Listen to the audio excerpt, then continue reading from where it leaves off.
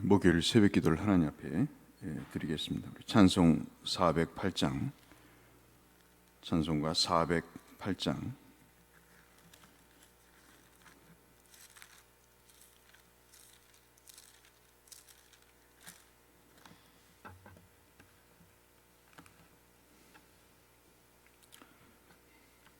찬송가 408장. 나 어느 곳에 있든지. 408장입니다. 나 어느 곳에 있든지 늘 마음이 편하다. 주 예수 주신 평안함 늘 충만하도다. 나의 마음속이 늘 평안해. 나의 마음속이 늘 평안해. 악한 죄 파도가 많으나 마음이 늘 평안해. 내 맘에 솟는 영생수 한없이 흐르니 목마름 다시 없으며 늘 평안하도다. 나의 마음속이 늘 평안해. 나의 마음속이 늘 평안해. 악한 죄 파도가 많으나 마음이 늘 평안해. 참되신 주의 사랑을 형언치 못하네. 그 사랑 내 맘 여시고 소망을 주셨네. 나의 마음속이 늘 평안해. 나의 마음속이 늘 평안해. 악한 죄 파도가 많으나 마음이 늘 평안해. 주 예수 온갖 고난을 왜 몸소 당했나. 주 함께 고난 받으면 늘 유관 얻겠네. 나의 마음속이 늘 평안해. 나의 마음속이 늘 평안해. 악한 죄 파도가 많으나 마음이 늘 평안해. 아멘. 오늘 우리가 함께 나눌 말씀은 시편 71편 말씀이 되겠습니다. 시편 71편 14절에서 24절의 말씀.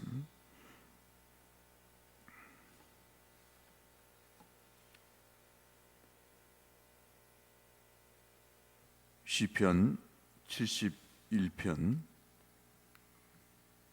14절에서 24절의 말씀. 오늘 성경 통독 범위는 시편 71편부터 73편이 되겠습니다. 시편 71편 71편 14절 말씀부터 24절의 말씀입니다. 나는 항상 소망을 품고 주를 더욱더욱 찬송하리이다.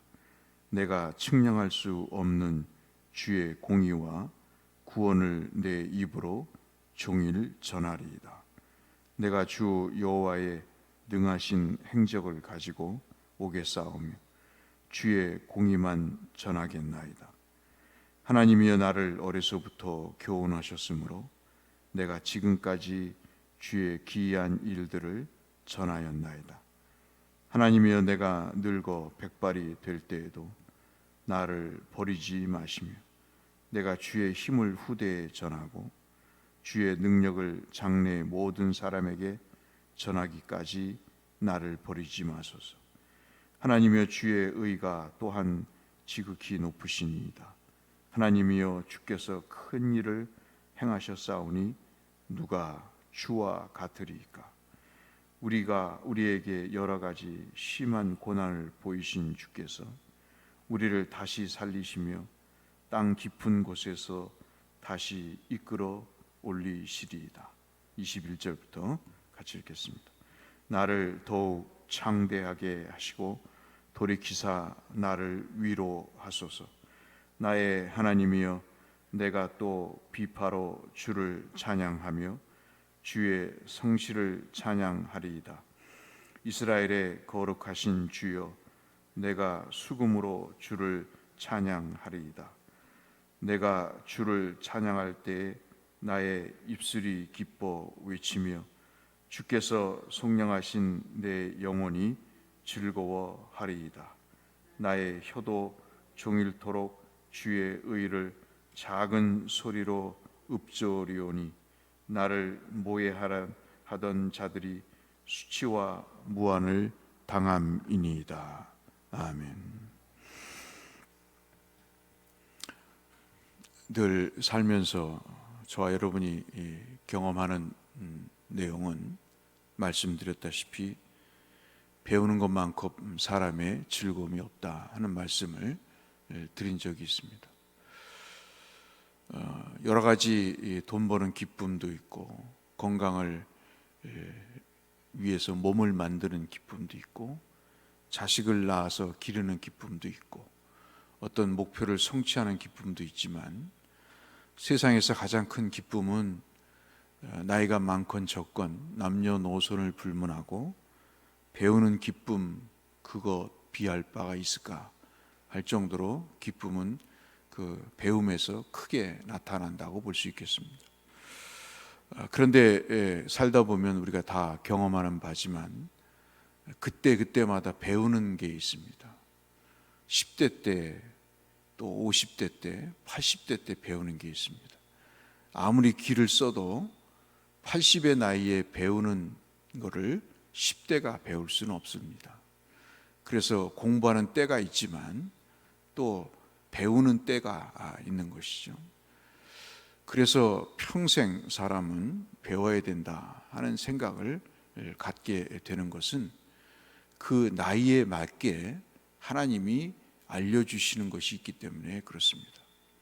세상은 살면서 능력 있는 사람, 힘 있는 사람, 그런 사람들을 선호합니다.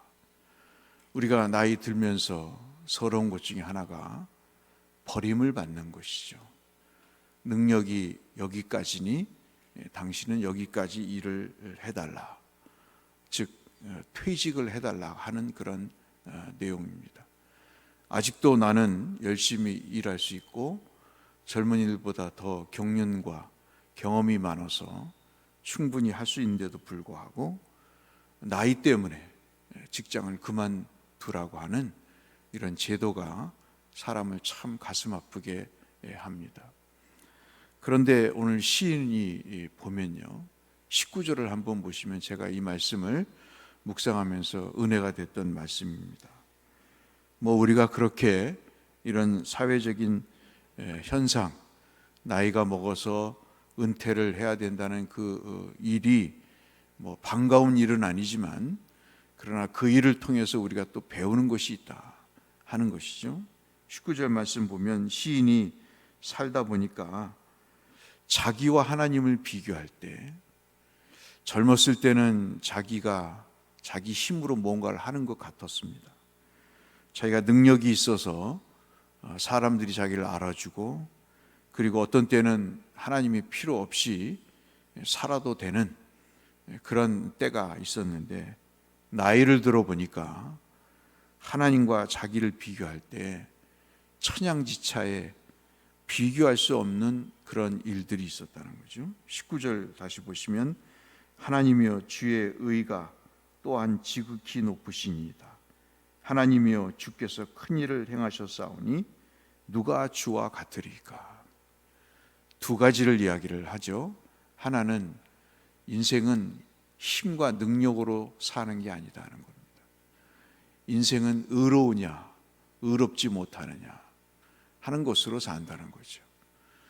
또 하나가 나는 큰 일을 행할 수 있는 것 같은 능력이 있고 힘이 있는 것 같지만 하나님이 행하신 그 일은 비교할 수도 없다는 거죠. 마지막 부분에 우리가 다시 보듯이 주와 같으신 이가 누가 있으리까. 그러면서 나이가 들어보니까 하나님에 대한 자기의 생각을 고쳐먹게 되더라 하는 것입니다. 그러면서 늙게 배웠던 그 하나님에 대한 생각이 자기로 하여금 찬송으로 이어지는 것입니다. 내가 주로부터 배운 것을 내가 전하겠나이다 하는 것이죠. 오늘도 14절부터 보시면 14절부터 24절까지가 뭐냐면 소위 말해서 노년에 드리는 기도입니다.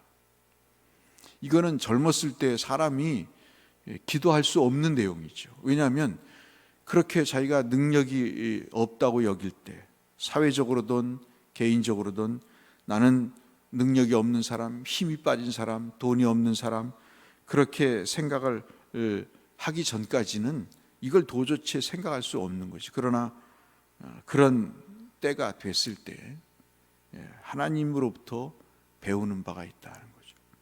사람은 의로, 사람은 하나님의 은혜로 산다 하는 것에 대한 교훈을 얻게 되면서 14절에 나는 항상 소망을 품고 주를 더욱 찬송하리이다 하는 내용을 말씀을 하는 것이죠. 늙음하게 무슨 찬송이 있겠는가, 무슨 즐거움이 있겠는가 하지만 이분은 항상 소망을 품고 주 앞에 찬송하겠다고 이야기합니다. 그러면서 17절에 중요한 말을 합니다. 자기가 어려서부터 하나님의 교훈을 받았다 그럽니다. 이 내용은 우리가 4절에서 보듯이 6절이죠. 6절에서 보듯이 모태에서부터 자기가 주를 의지했다고 이야기를 합니다. 참 그런 것 같아요. 사람은 의지할 때, 뭔가를 신뢰할 때 배우죠. 불신하고 의지하는 마음이 없으면요, 귀에 들어오는 것이 없는 것입니다. 그러나 어렸을 때든 나이 들었을 때든 하나님을 의지하는 마음이 있으면 하나님은 그 영혼 속에 교훈이라는 것을 주고 은혜라는 것을 주시는 거죠. 그것이 그에게 찬송의 근거가 되고 14절부터 계속 읽어보셨듯이 그는 전하겠다, 전하겠다, 전하겠다 하는 내용입니다. 저는 꿈이 있습니다. 신앙의 가정을 세우는 꿈이 있습니다. 목사가 뭐 그런 소박한 꿈이 있겠나 하지만 저는 늘 말씀드리지만 뼈저리게 느끼는 것이 불신앙의 가정에서 자라는 것이 얼마나 불행한 일인가를 알고 있습니다. 믿음의 부모가 없는 상황에서, 믿음의 가르침이 없는 상황에서의 성장이 얼마나 인생을 불행하게 만드는가를 알 수 있습니다. 그렇기 때문에 당대에 믿든 2대, 3대에 믿든 이 하나님으로부터 받은 교훈, 어려서부터 받았던 교훈을 기이한 일들을 전하는 것이 바로 가정을 세우는 것이다 하는 것입니다. 이것이 얼마나 중요한 일인가는 사람이 살아보면 알게 되죠. 30년, 40년 살아보면 길고 짧은 것이 되어지듯이 그때 말씀드린 대로 그때만 경험할 수 있는, 자식을 다 키우고 나서 경험할 수 있는 하나님의 은혜가 있고, 자식을 키울 때 경험하는 은혜가 있듯이 말이죠. 그런 때에 주시는 하나님의 은혜가 있기 때문에 우리는 하나님에 대한 믿음의 가정을 읽을 수밖에 없고, 이끌어 나갈 수밖에 없고, 농사를 지었듯 그렇게 일구어 나가는 일이 우리에게 굉장히 중요하다는 것을 시인은 우리에게 설명하고 있습니다. 오늘 저는 이 14절부터 24절까지의 말씀을 통해서 그가 마지막 결론을 짓듯이 다시 하나님을 찬송하는 것으로 그가 짓고 있습니다. 그가 자기를 모해하고 자기를 음해하는 사람들에게 오히려 하나님을 이렇게 믿고 신뢰하고 늙었지만은 하나님을 찬양하는 것이 오히려 그들에게 있어서 수치가 되는, 자기의 능력과 힘을 의지했던 그들이 인생을 어떻게 살아가야 될 것인가를 알게 해주는 이 일이 하나님을 의지하지 않던 그들에게 오히려 수치가 되게 해달라고 하는, 인생은 능력과 힘으로 사는 것이 아니라 하나님의 교훈과 은혜로 산다고 하는, 가르침으로 산다고 하는 그것을 전하는 것이 얼마나 소중한 일인가를 저들이 알게 해달라는 말로 그 찬양으로 하나님의 은혜를 대신하며 그 말씀을 마치고 있습니다. 오늘 제목을 그래서 그렇게 한번 달아봤습니다. 늙어도 늙지 않는 찬송이라고 하는 그런 제목으로 함께 말씀을 나눴습니다. 오늘 이 시인의 고백처럼 저와 여러분에게 주시는, 지금 여러분의 연세에 주시는 하나님의 가르침, 하나님의 은혜를 경험하시기를 바라고, 하나님이 주시는 그 은혜와 교훈을 따라서 찬송이 끊이지 않으시는 삶을 사시는 복된 역사가 있으시기를 주의 이름으로 축원합니다. 기도하겠습니다. 거룩하신 아버지 하나님, 주의 은혜에 오늘도 머리를 숙이며 하나님 앞에 찬송합니다. 찬송 408장을 통해서 하나님이 주시는 은혜로 내 삶이 평안함을 주님 앞에 고백할 수 있게 하심을 주여 감사합니다.